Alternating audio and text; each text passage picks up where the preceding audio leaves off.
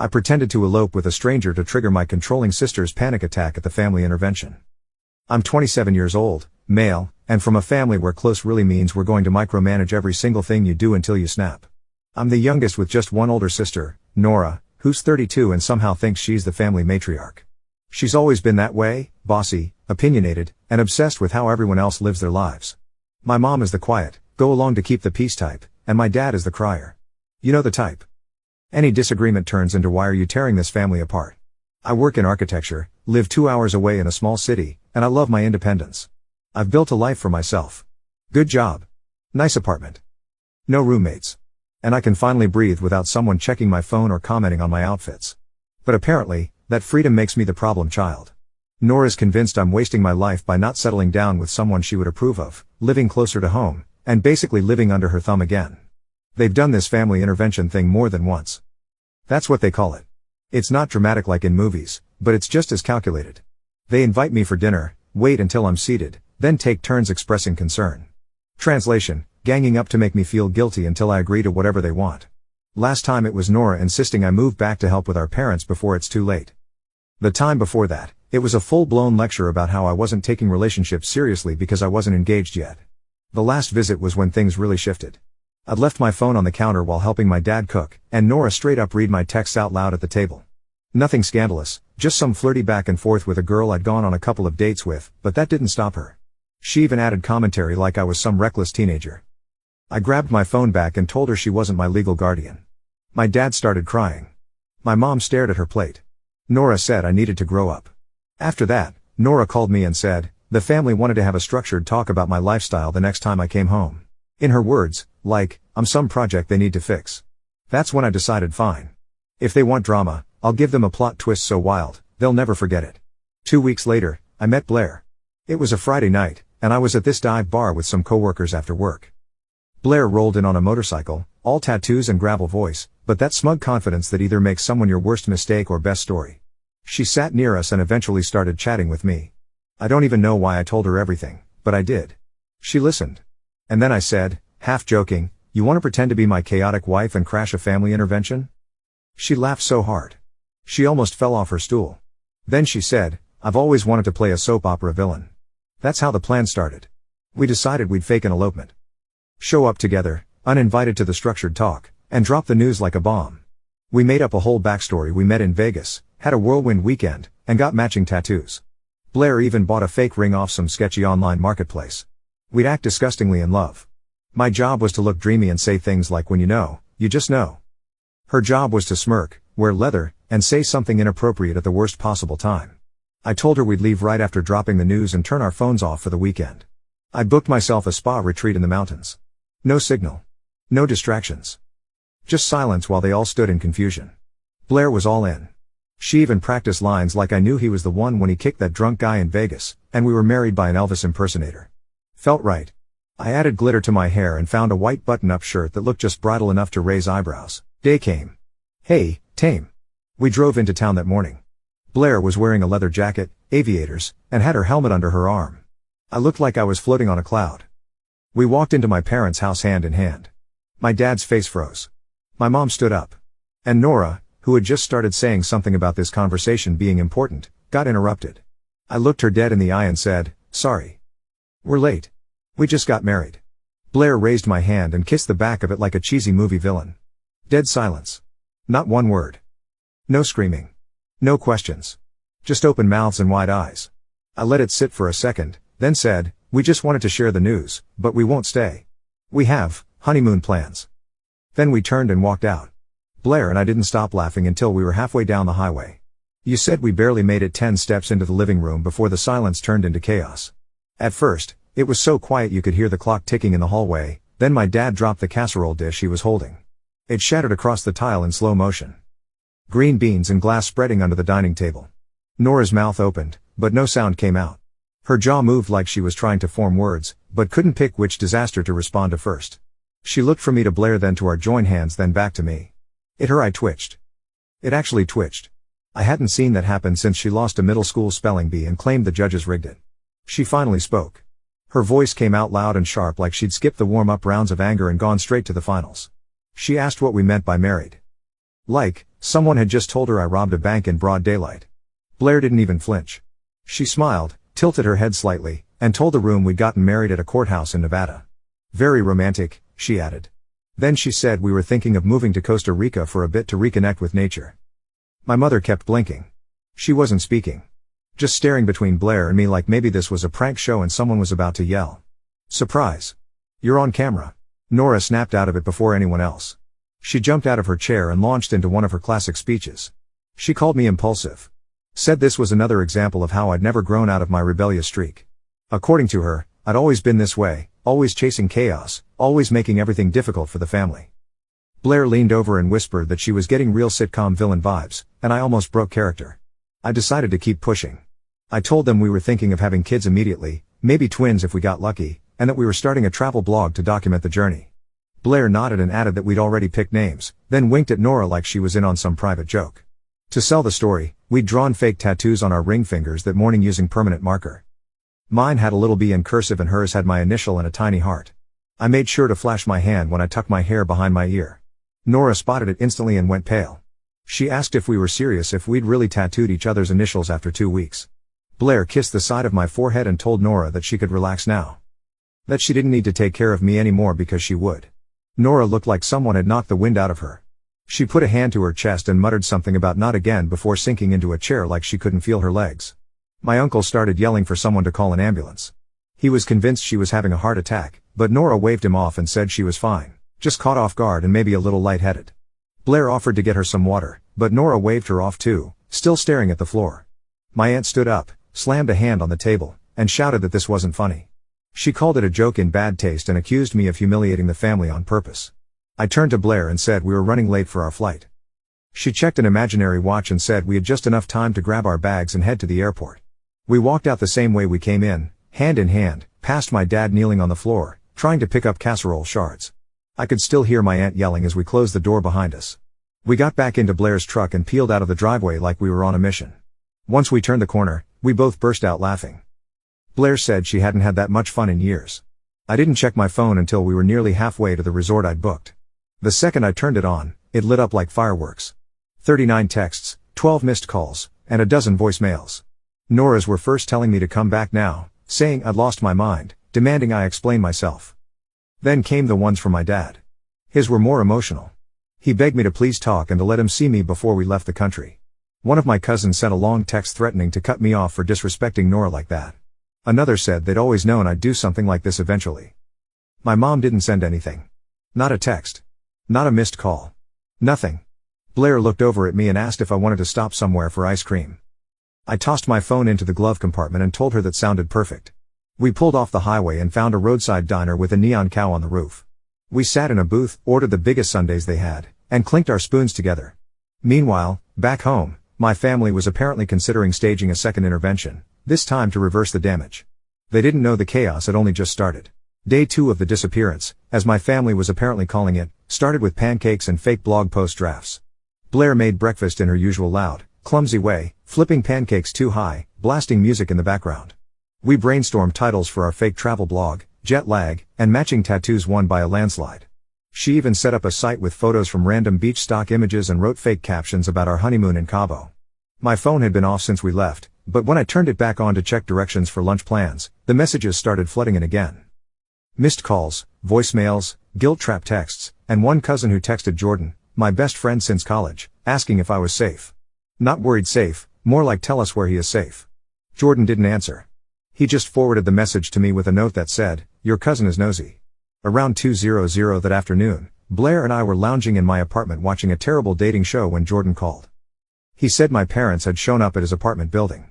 They didn't make it past the buzzer, but he saw them standing in the parking lot arguing. Apparently, my dad was crying and my mom kept checking the car like she expected me to appear from behind it. I live across town. I wasn't even in the same zip code.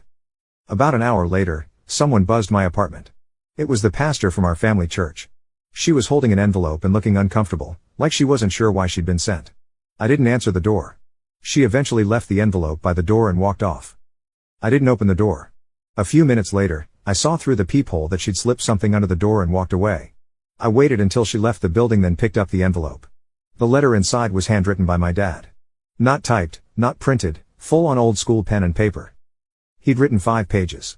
Most of it was about how much pain I was causing him, how Nora's health was fragile, and how disappointed he was that I'd made such a big decision without including them.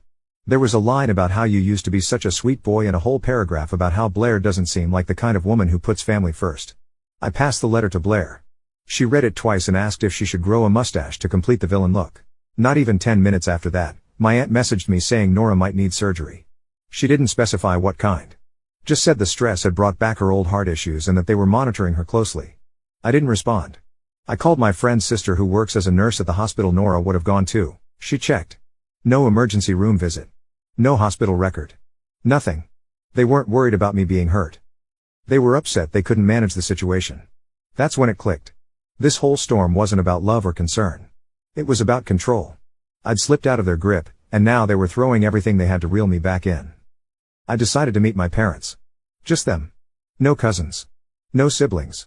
No Blair. I picked a cafe in the middle of town. Public neutral ground. I gave them a time and made it clear the meeting would end if anyone else showed up. They agreed. They arrived right on time, but they didn't come alone. They brought a lawyer and a stack of annulment pamphlets. Actual printed brochures with titles like Legal Options After Impulsive Marriages and Starting Fresh. My dad slid them across the table like we were finalizing a loan. My mom sat beside him, arms crossed, watching me the way someone watches a ticking clock. I didn't even flinch. I smiled, thanked them for the reading material, and told them Blair and I were already planning a second wedding celebration in Costa Rica. We were going to have a beachfront ceremony with live music and floral archways, and I'd make sure their names were on the invite list. My dad just sat there blinking at the pamphlets like they were written in another language. I don't think he'd prepared for me to double down. I don't think he'd even processed the original announcement. He looked lost. My mom eventually cleared her throat and said something about how she loved me even if I made mistakes. She looked tired, not sad, not angry. Just like someone who was realizing none of this was going to end the way they'd hoped. I told them this wasn't about a real marriage or a fake one. It was about boundaries. I've been ignored, overridden, and steamrolled long enough. I said if they wanted any relationship with me, they needed to stop letting Nora speak for the entire family. No more group decisions about my life. No more interventions, and no more guilt tactics. Neither of them argued. They just stared. I stood up, paid for my own coffee, and walked out. Later that night, Nora called from a different number, screaming. Blair and I had just gotten back from dinner when my phone lit up. I answered, turned on the voice recorder, and held the phone away from my ear while Nora shouted that I'd ruined the family structure. Her words. She accused me of turning everyone against her, of using outsiders to destroy family unity, and of humiliating her in front of our parents. I didn't say a single word. Just let her vent until she hung up.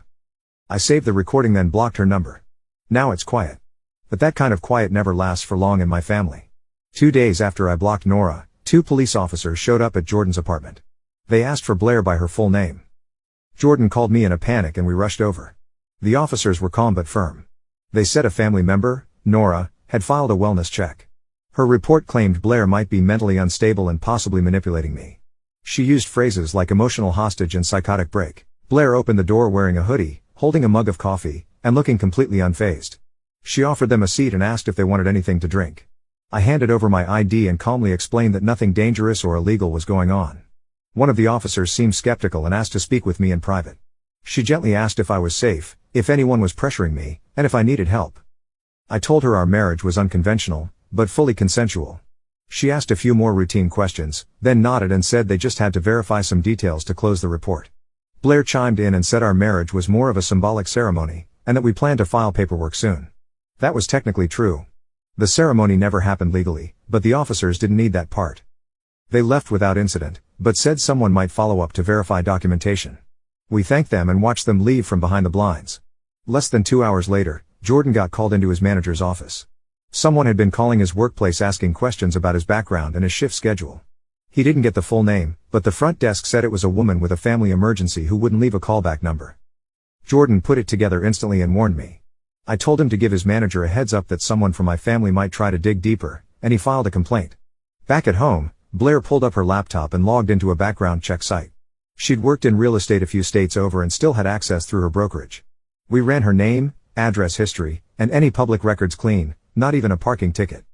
Then she composed a formal-looking email with a report attached, addressed it to Nora, and sent it with the subject line, "Since you're so concerned."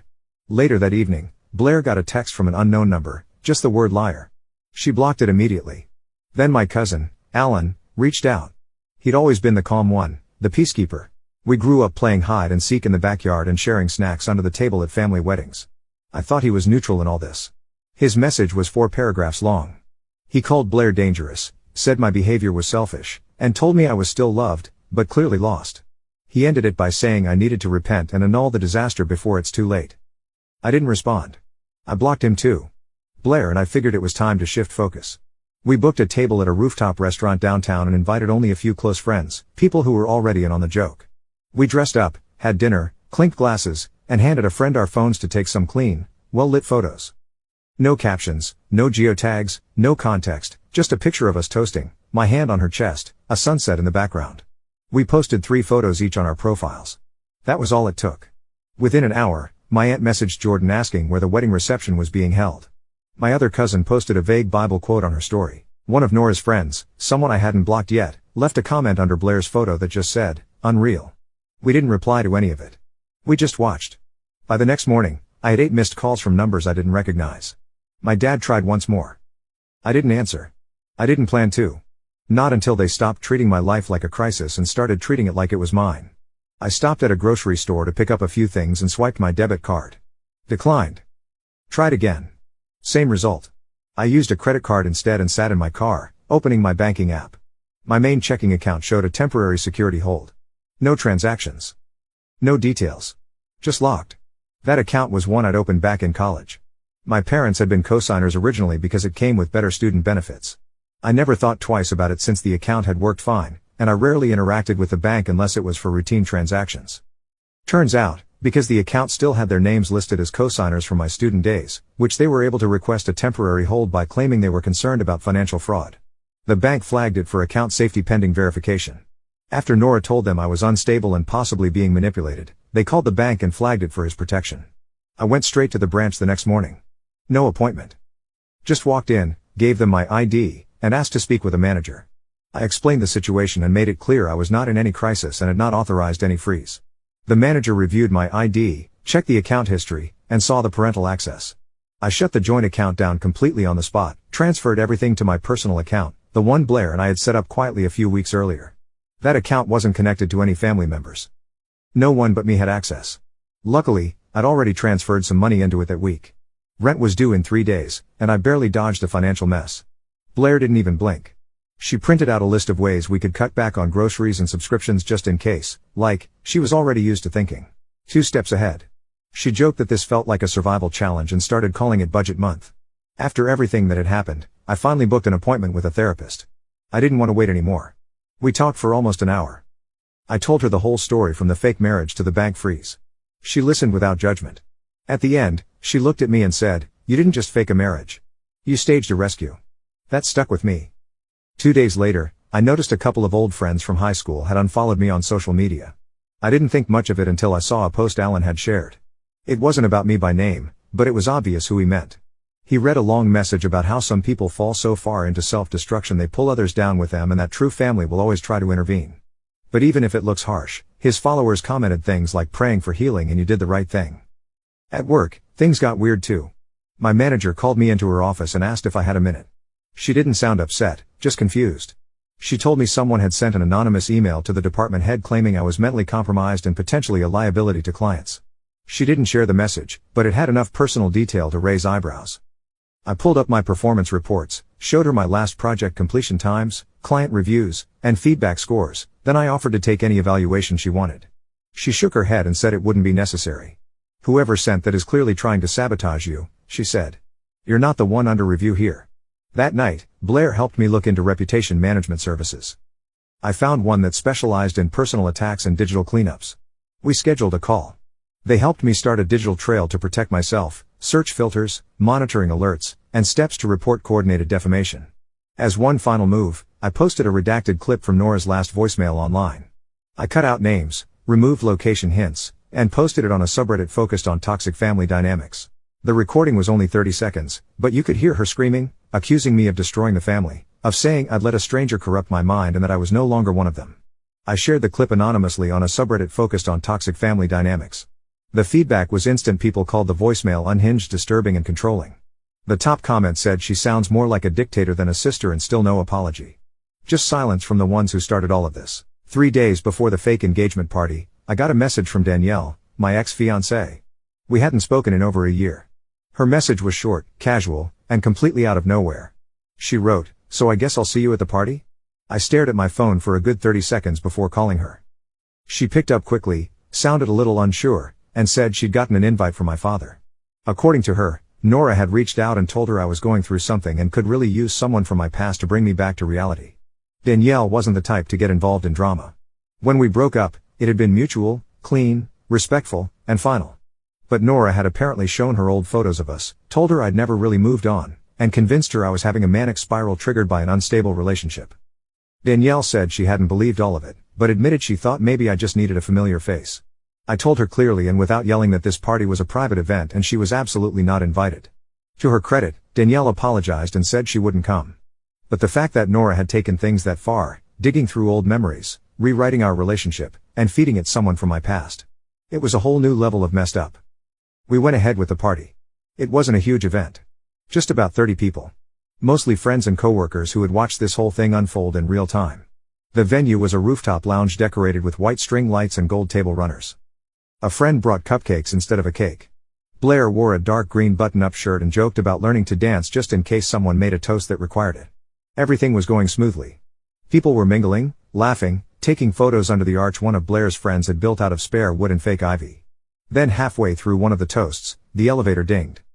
The doors opened and out walked Nora, my father, and Danielle.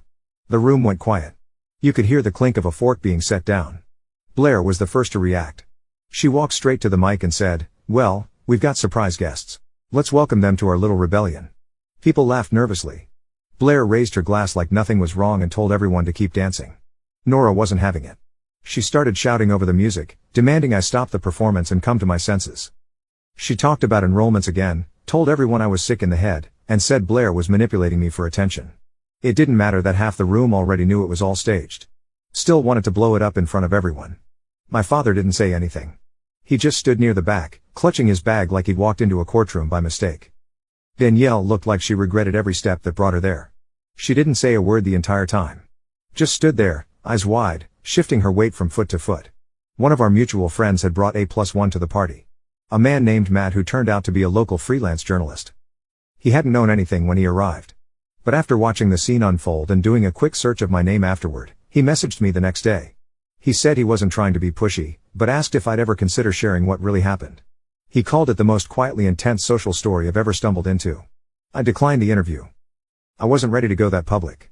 But it was the first time I realized that the story wasn't just mine anymore.